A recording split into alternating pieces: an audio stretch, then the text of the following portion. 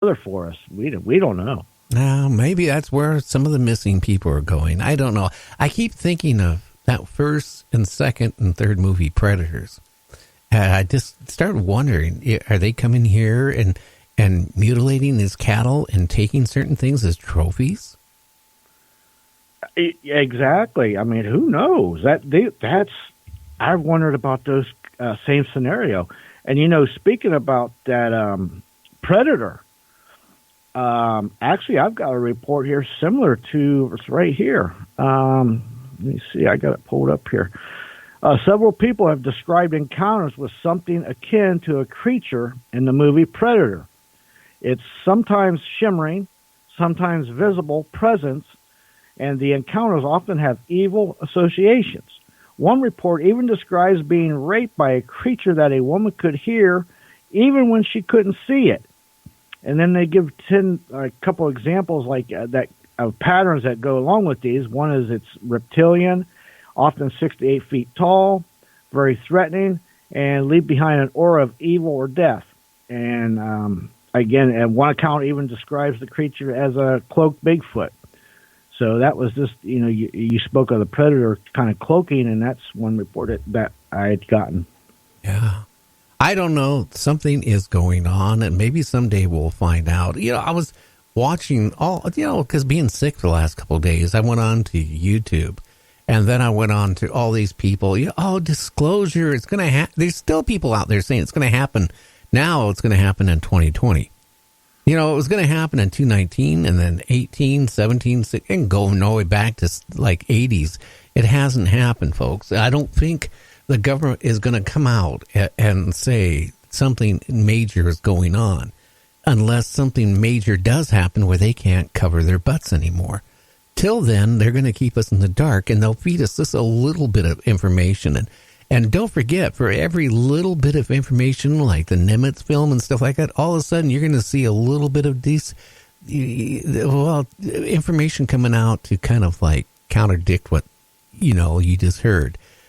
It's just kind of, when you even think about it, the Army working with that one person to, find out about if UFOs exist and stuff like that. I don't know. Everybody's jumping on the bandwagon. But I don't think it's going to, we're not going to get any information soon. Yeah, I agree totally. And not only that, if they was to come out and admit it, do you realize there's going to be some heads that's got to be responsible and rule for all the trillions of dollars that have went for black budgets or hiding it or whatever you want to put toward it. And so somebody's going to be accountable for that. So, and they're going to lose face. So these are things I don't see it coming out. They're going to like you say, disinformation. They're kind of let you pick and choose, and it gets foggy. So you don't know. Well, it's going to be maybe if we get invaded by aliens, that's a good way for us not to, disclosure to come out real fast. Or if a UFO crashes, where people see it, a lot of people see it, then they can't deny it anymore. They can't come out and say, it was a weather balloon if enough people saw it. If something happens major, okay, then I can see they're going to have to come out. But what I see going on right now is the people who go on to YouTube, Facebook, and other medias, and they're putting all this fake crap up, like of UFOs and stuff. Look at this UFO. And come on, people, if you want disinformation, I think that's what's going on right now. Because like I said, for every little positive thing, you're getting a whole bunch of negative stuff. So, I mean, do you think that we're stupid enough that somebody just happens to be out there and they capture this UFO flying in the front yard and just flying? And if you look at it and analyze the video, it's fake right away. But it's more of that going on than ever. Yeah. And, I cringe because I have found probably, and I know this sounds kind of high, but maybe 80% or better of YouTube videos are probably fake. They just are. And I cringe when I see them. I don't even look at most of them because it's just, I know what it's about. And it's and then you don't know what's real and fake anyway, but I can tell there's a lot of bad ones out there. I mean, I see one the other day. Somebody says, this is Bigfoot. And you could tell it was a cutout from a distance taking a picture in the woodland line. I'm like, come on. Yeah, well, you know what they're trying to get is their 2 minutes of fame. That's what they're trying to get. They're trying to get 2 minutes of fame. Yeah, and it again, like you just said, it kind of puts. It's like taking 3 steps forward, 2 steps backwards. It hurts the credibility of what we're trying to do as a science or as a community anyway to, bring this evidence forward.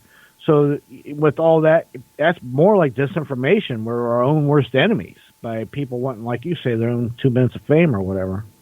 Yeah, the other thing I really think about, and if I'm kind of slurring a little bit tonight, is I had to take some Dayquil. It says it doesn't make you druggy, but it is. Actually, I'm kind of like buzzing from it. Man, this flu, I'll tell you, it hit really hard too, James. Just hard. But what I find is that even people wanting to come on the show, see, you don't understand, I don't think, what I have to go through. There's a lot of guests that never end up on the show because I'll do a pre-interview with a lot of them. That means when they sit there and send me a message they want to come on the show, I'll call them up and I'll find out what the topic is going to be. We talk over a little bit, and then I make a decision. Do I want to bring them on the show or not? I have a really strong suspicion a lot of the people are having dreams at night, and they're mixing the dreams with reality. And I've noticed that here a lot lately. Yeah, and what I've noticed, not just lately, but throughout the last few years, is a lot of people, they've just started out investigating, or they think they're ghost hunters, and then they want to be on TV or whatever they want to do. So they haven't really experienced nothing, and they're really not very knowledgeable, and they're just haphazardly going out there. And unfortunately, it's the people's houses they're trying to help that they're really poking a bear, and then they're leaving because they're not experienced or professionals. So they're making it worse for the families, and then they're coming on, and then they got to fake fake it to make it with the interviews or whatever. And you can read right through that, and just like any other category with Bigfoot hunting or UFO researchers. Well, you know what I found, and I've had a couple of them through the years, that, you start talking to them. They want to come on the show. And they send you all this stuff. They give you a link to their website. They give you check it out, and they go, hey, this is impressive. Then you get them on, or you do a pre-interview and find out, well, they just started a couple weeks ago. Okay. And then you ask them, well, how many ghost hunts have you been on? Well, I've been on one. Well, where have you gone? We went to this one. And like you just mentioned, they should have no right to go to somebody's house to look for ghosts, try to cleanse it, and try to help somebody if they don't even know what they're doing. And in this one case is with one group of people, 4 or 5 of them, they never done any ghost hunting in their lives, but yet they went into somebody's house and charged $800, by the way, to cleanse their house, to try to find if there are spirits in the house, poltergeists, and all this stuff. And then they left. And the people were probably in more problems than when they first started, because just like anything, ghost hunters, the best way to learn, if you want to become a ghost hunter, join a group that's been established and learn the ropes. You just can't go out and buy equipment and go out and do it on your own right off the bat, not knowing what you're doing. I guess you can, but I got a funny feeling you're going to bring the angry spirits, one, to you. And if you're going into somebody's house, you could really stir up a hornet's nest big time. Those are all very good points. And, our guest tonight, Jack Kenna, me and him is on the same page with so much, and I can respect what he does because he doesn't do those things. He's very well experienced. And, several cases, Gary, I've been on that I wasn't the first person to go to these houses. I was probably the last one because they'd had other people there, like you just said, inexperienced. Really, a lot of them, they're just, it's a hobby, and they like the thrills of it at the expense of the families. And these families are already suffering, some of these, really bad. I went to one house last year that the family had 4 different teams and a priest over a 4-year period come in, and it just got worse every time. And we finally got it fixed, and that was wow, what a case that was. But and that was just one case like that. But there's been several throughout the years that's what happens, And unfortunately, people, they put their own self-indulgence of the thrills of it above what they may be causing the families, because they get to go home. And sometimes even that, they bring something home with them, but they make the whatever's there at the house even more mad, and so it lashes out even worse. So you're absolutely right. Oh, yeah. And, and if you expect to just form a new group, okay, and you're going to be a ghost hunter and get picked up immediately by a cable channel because your group is so hot, because you got all beanies and you got all this sophisticated equipment and a huge van with your name on the side of it, doesn't mean you're a ghost hunter. You know how many people are out there? If you sit there and look at in Texas or Washington State ghost hunters, you'll be shocked. There's thousands of these people doing it.